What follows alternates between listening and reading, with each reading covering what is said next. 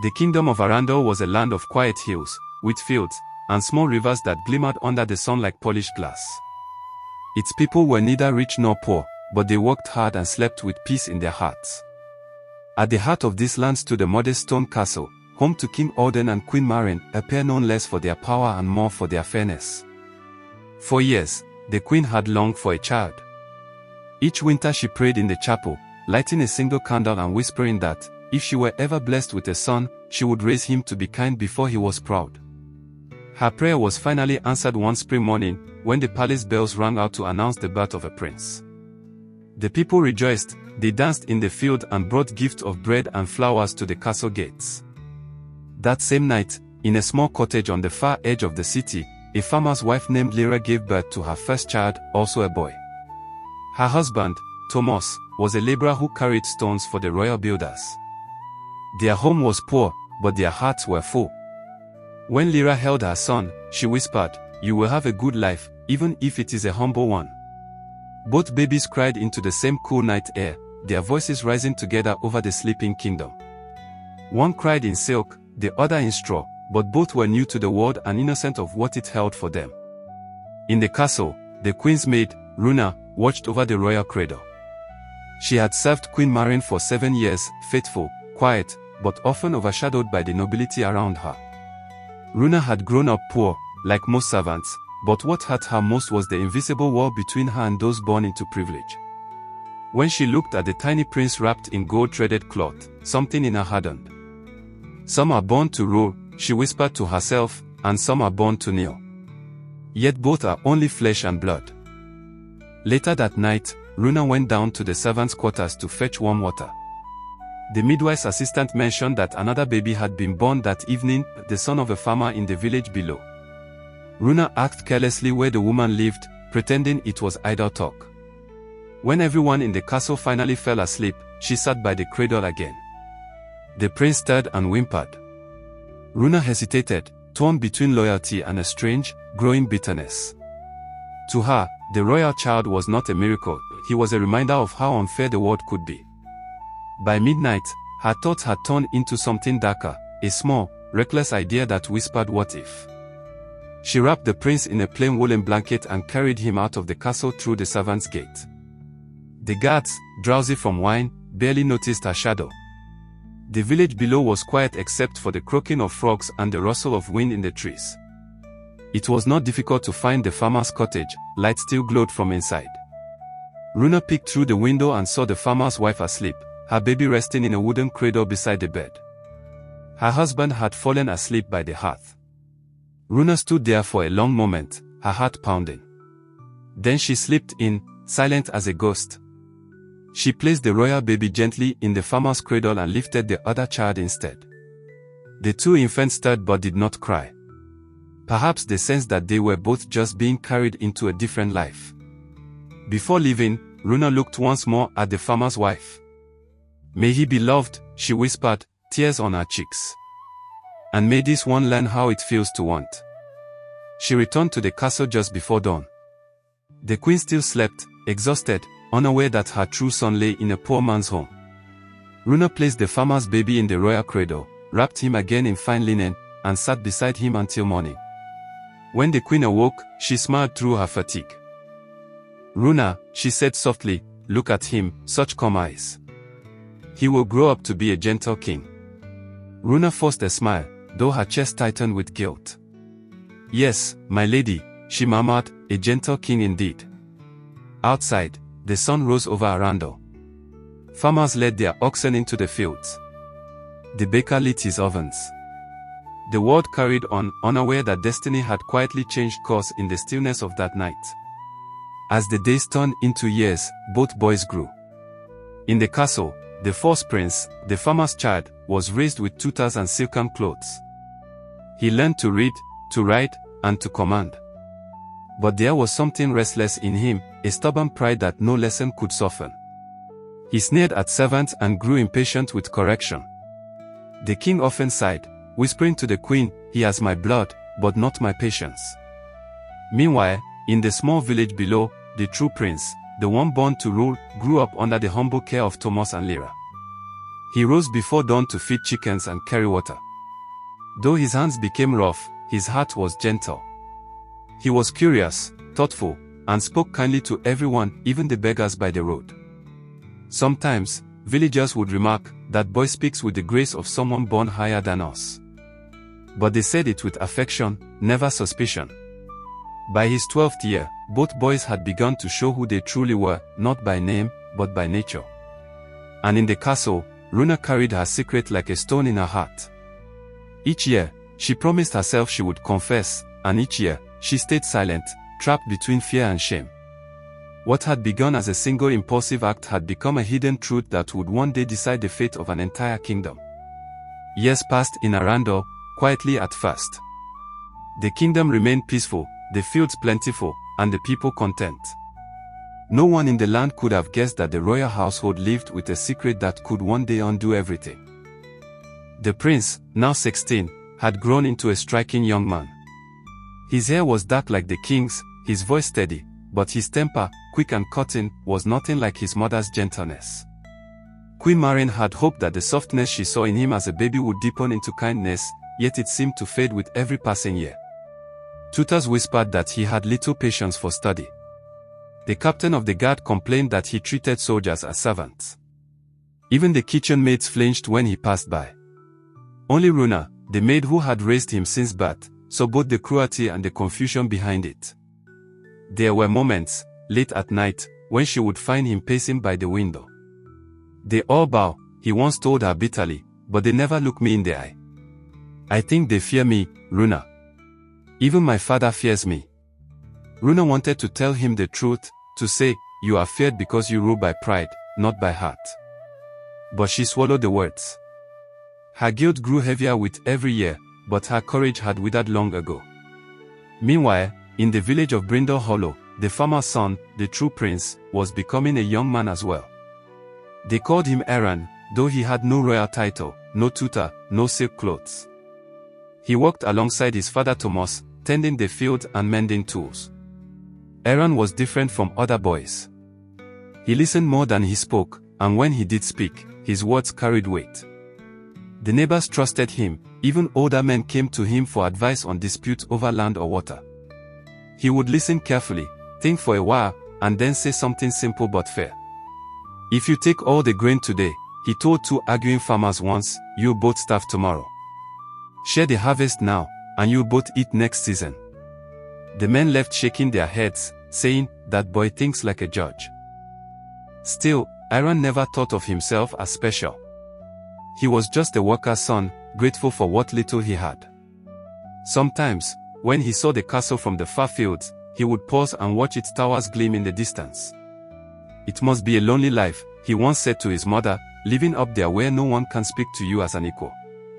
Lyra had smiled faintly, wondering how her son could look at a king's home and think not of envy, but of loneliness. The first sign that their paths would cross came one summer morning. The king had ordered a new granary to be built near the village. Prince Alden, the fourth one, was sent to oversee the work, more as a formality than a necessity. He rode down with a dozen guards, his fine clothes catching the sunlight. The workers bowed deeply as he passed, except for one young man who was carrying a bundle of straw. Aaron nodded politely but did not lower his head. It wasn't defiance, just habit. To him, respect was shown in honesty, not in display. The prince stopped his horse. "Did you not see me?" he demanded. "I did, Your Highness," Aaron replied. "I'm only trying not to drop this straw before it gets wet." The soldiers chuckled quietly. The prince's eyes narrowed. "You speak as if your work is more important than your ruler." "No, my lord," said Aaron calmly. "But hunger doesn't wait for ceremony. If this straw spoils, the oxen will go hungry." The prince stared at him, confused. No one had ever spoken to him so plainly. He rode off without another word, but that evening, he could not forget the young man's steady voice. There had been something in it, not boldness, but truth. Runa, who accompanied the prince that day, had also noticed. When she saw Aaron, something inside her faltered. The boy's manner, his eyes, the calm grace in the way he stood, it was like looking at a memory. That night, she dreamed of the night 16 years ago, the cold air, the two cradles, and the soft cries that had sounded the same. She awoke in tears. Over the next months, heir and the prince crossed paths several more times. The prince began visiting the site often, pretending it was royal inspection, but really he wanted to speak again with the young laborer who seemed unafraid of him. Once, he asked, "You work hard for little reward. Don't you wish to live in comfort?" Heir smiled. "Comfort is good, my lord, but it can make a man forget what matters." "And what matters?" the prince pressed. "Being useful," heir said simply. "If I can mend a tool, lift a stone, or help someone walk, I've done something worth my breath." The prince laughed, though not unkindly. "You sound like a monk." "Maybe," said heir. "But I think everyone serves something, either their greed or their people." The prince fell silent. He had never heard anyone speak of duty in that way, not from nobles, not even from his father. After that day, he often found himself frustrated and restless in the palace. He looked around the banquet tables, the gold plates, the endless talk of power and alliance, and he began to wonder what any of it truly meant. Queen Mary noticed the change in her son. "He seems troubled," she told Runa. "Perhaps he's maturing at last." But Runa knew better. She could feel the truth creeping closer, as if fate had finally begun to stir after so many years of silence. Then came the great flood. After weeks of heavy rain, the river burst its banks and swept through the lower villages, drowning fields and homes alike. Dozens of families were left without food or shelter. The king called for aid to be sent, but the prince insisted on leading the effort himself. Runa begged him not to. "The roads are dangerous, my lord. The waters still rise." He ignored her. "A king must know his people," he said, words that surprised even him. When he reached the flooded village, he found heir already there, waist deep in water, helping to carry children to safety. For 2 days they worked side by side, pulling people from the river, handing out bread, repairing broken carts. The prince had never felt exhaustion like that, but also never felt so alive. For the first time, people looked at him not with fear, but with gratitude. On the third night, as they rested by a dying fire, heir looked at him thoughtfully. "You're not what I expected of a prince," he said. "And what did you expect?" "A man who would order, not help." The prince smiled faintly. "Maybe I'm trying to change that." They sat in silence, the river murmuring in the distance. When they returned to the capital, the king praised his son's courage. The people began to speak of him differently, not as a proud boy, but as a prince who had walked among them. But for Runa, the praise only deepened her dread. She knew the truth would not stay hidden much longer. The two young men, one of royal blood, one of humble birth, had finally met. Their likeness in spirit was beginning to show, though only she knew why. That night, she went to the chapel and fell to her knees. "Forgive me," she whispered. "I have lied to a kingdom. But if the truth must come out, let it do good, not harm." She didn't yet know how her secret would unravel, only that it soon would. The flood had changed the kingdom of Arundel in more ways than one. It washed away homes, yes, but it also washed away distance between the palace and the people. For the first time, the prince had walked among commoners not as a ruler, but as a man. And yet, for one woman in the castle, the flood had brought back memories she had long tried to drown. Runa could not sleep. Each night, she dreamt of two infants lying side by side, their faces blurred by candlelight. In her dreams, they cried together, and when she tried to tell them apart, she could not. 16 years of guilt had gnawed at her heart, and now the sight of heir, the farmer's boy who moved and spoke with such quiet grace, had opened the wound completely. She knew the time had come. One afternoon, Queen Mary found Runa in the palace garden, her face pale and eyes red. The queen had always trusted her maid more than most. "You've looked unwell for days," Mary said gently. "What troubles you?" Runa bowed her head. "My lady, I have carried a sin for too long. If I do not speak it now, it will follow me to my grave." The queen frowned, sensing the weight in her voice. "Then speak, Runa." Whatever it is, truth is lighter than silence. And so Runa told her everything. The night of the births. The switch. The years of silence. The farmer and his wife who had unknowingly raised the true heir. When she finished, there was no sound except the wind moving through the garden leaves. The queen sat motionless, her face pale as the marble bench beneath her. At last she whispered, "You are saying, my son is not my son." Runa fell to her knees, trembling. "Forgive me, my lady. I thought it would harm no one. I thought the poor child would have a better life, and that your son would still be loved wherever he grew. I was wrong." Tears filled Queen Marian's eyes, but her voice stayed calm. "Does the king know?" "No, your majesty. No one knows but us." "Then no one else shall," said the queen, rising. "Not yet." That night, she told the king. He listened in silence, his expression unreadable. When Runa was dismissed, he sat with his wife for a long while, neither speaking. Finally, the king said, "If this is true, we cannot undo it by anger. The one we call our son is not to blame, he has lived the life we gave him. Nor can we deny the other boy, who has lived humbly without knowing his blood. Justice must be gentle here." The queen nodded. "We must see the truth with our own eyes first." And so, quietly, they sent for Thomas and Lyra, the farmer and his wife. When they arrived, bewildered and frightened to stand before royalty, the queen spoke softly. "You have raised a son named Aaron." "Yes, your majesty," Thomas said, bowing. "He is our pride." "Bring him to the castle tomorrow," the king said. "We wish to thank him for his help during the flood."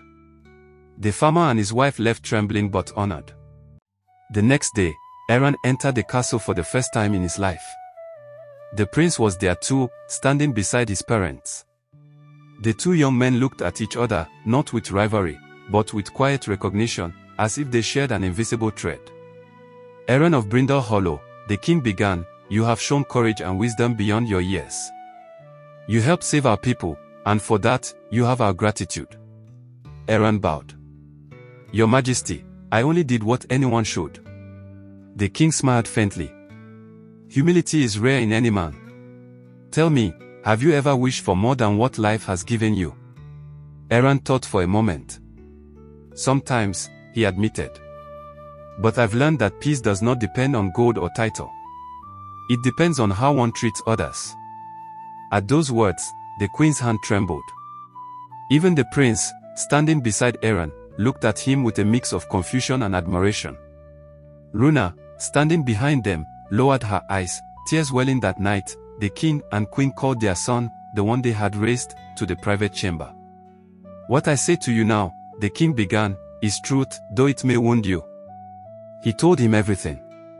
The switch. The farmer's son. The maid's confession. The prince listened without moving, his face tightening as if struck. When the king finished, there was a long silence. "So," the prince said finally, his voice low, "I am no prince at all." "You are our son in heart," said the queen softly. "You were raised with love. That cannot be undone." He looked away. "But the crown is not mine." The king hesitated. It was never truly about the crown. It was about what you would become. The young man stood for a moment, breathing hard. "Then let me decide who I become," he said, and walked out. Runa waited outside the door. When he passed her, she whispered, "Forgive me." He stopped. "For what?" "For everything." He looked at her, the woman who had been both nurse and mother to him, and after a long pause, he said quietly, "You gave me the only life I knew. I cannot hate you for that." Then he left the castle, disappearing into the night. Days later, the king and queen summoned Aaron once more. This time, there were no courtiers, no ceremony. Only the truth. "My son," the queen said softly, "you were born here, in this castle, 16 years ago. You were taken from us that night and raised by Thomas and Lyra. We do not wish to tear you from them, they are your parents in every way that love can make true. But by blood and by right, you are heir to Arundel." Aaron stared at them, unable to speak. When he finally did, his voice trembled. Majesty, I cannot take what another has built. Thomas and Lyra are my family. They gave me everything. The king smiled gently. And that is why you are fit to rule. After much pleading, Aaron agreed to stay in the castle for a time, to learn, to serve, not as a prince yet, but as a helper in the royal court. He spent his days listening to counsel, studying law, walking among the people. He did not wear a crown or sit on a throne, but everyone who met him began to call him the people's prince. Months passed. The other young man, the one who had been raised a prince, returned quietly to the village. He worked with farmers, learned to live with his hands, and for the first time found peace in simplicity. Sometimes he visited the castle gates but never entered. The guard said he looked content, a man who had lost everything and yet found himself. Runa left the palace soon after, choosing a small house near the chapel. She spent her days helping the poor, seeking no reward. People said she walked lighter after the truth came out, as if her soul had finally found air. Years later, when King Orden grew old, he called both young men to his side. One of you has learned what power is, he said, and the other what humility is. Both are needed to rule. Aaron bowed. Then perhaps we should rule together, one to serve, one to guide. The king smiled. Then Arundel will be safe in your hands. And so the kingdom entered a new age, one not ruled by birth or name, but by heart and wisdom. The story of the two boys, one born to rule, one born to serve, was told for generations, not as a tale of tragedy, but as proof that truth, though buried, always finds its way to light.